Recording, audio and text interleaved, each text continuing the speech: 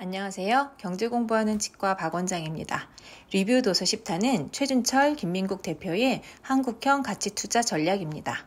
저자 최준철 씨는 유명한 주식 투자 동아리인 서울대 투자연구회 출신으로 서울대 경영학과 재학 중이던 2002년에 한국형 가치투자 전략을 펴냈으며 가치투자 저변 확대를 위해 다양한 활동을 하고 있습니다.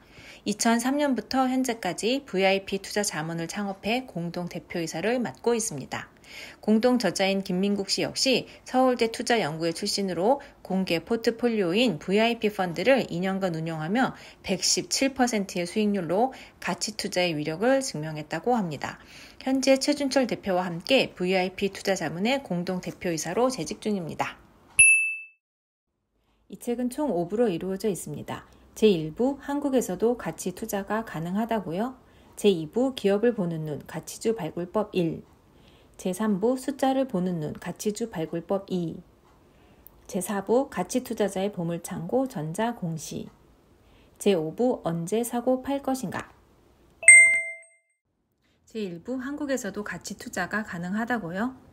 1장 주식투자의 진화. 주식투자 방법은 정보 전달 수단의 발달과 시장의 성숙에 따라 묻지마 투자에서 기술적 분석으로 진화해왔지만 궁극적인 지향점은 결국 가치투자라고 이야기합니다.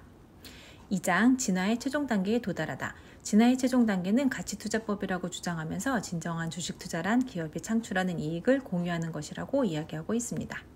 3장 한국에서도 가치투자가 가능하다. 우리나라에서는 가치투자가 불가능하다는 주장에 대해 증시 시스템의 차이가 있을 수는 있지만 시장 참여자 수준은 별반 차이가 없으므로 가치투자가 가능하다고 이야기합니다. 제2부 기업을 보는 눈 가치주 발굴법 1, 1장 주변에 널린 투자 아이디어를 이용하라. 기업 발굴 시 가장 쉬운 방법은 일상생활에서 투자 아이디어를 얻는 것과 자신의 직업과 관련된 기업을 찾는 것이라고 이야기합니다.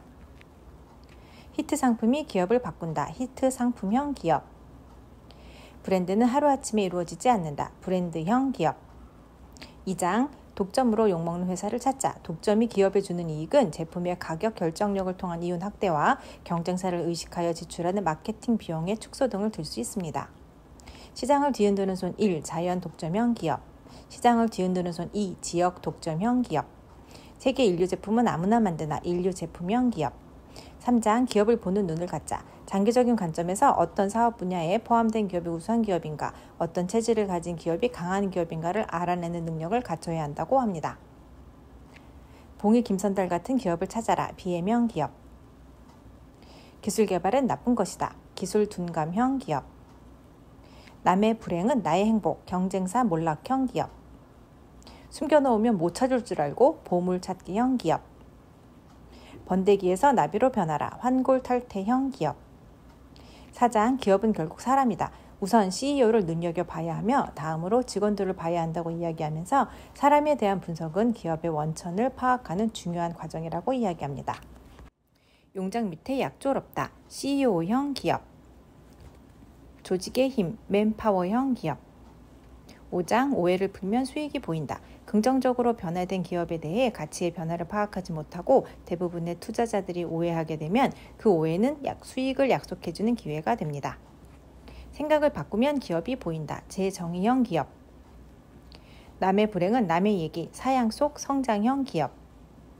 불경기 난 몰라. 불경기 속 선두형 기업. 피자 조각이 작다고 피자가 작은가. 유통 물량 부족형 기업.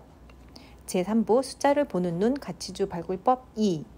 1장 숫자는 거짓말을 하지 않는다.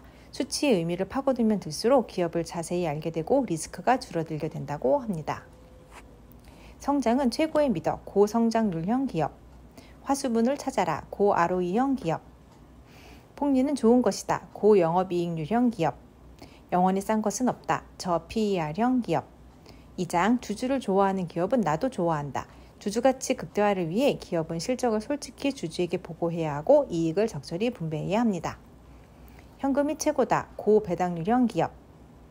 이제 주식을 돈으로 바꿔드립니다. 자사주 매입형 기업. 3장 가치투자는 파지티브섬 게임이다.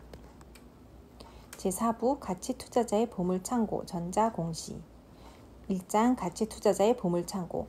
전자공시를 보지 않는 것은 포커의 패를 보지 않는 것이라고 이야기하면서 전자공시 보는 방법을 자세히 설명하고 사업보고서의 중요성과 내용에 대해 설명합니다.